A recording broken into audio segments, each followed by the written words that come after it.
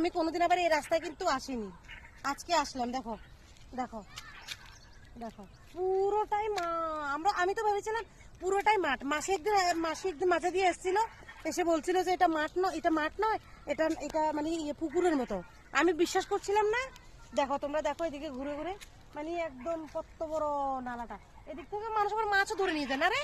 আমি ভাবলাম কি না কোত্থেকে নিয়ে যায়, কিন্তু দেখো প্রচুর বড় এরিয়াটা। দেখো একদম, দেখো এরিয়াটা দেখো কত সুন্দর, বাহ কত সুন্দর এরিয়াটা।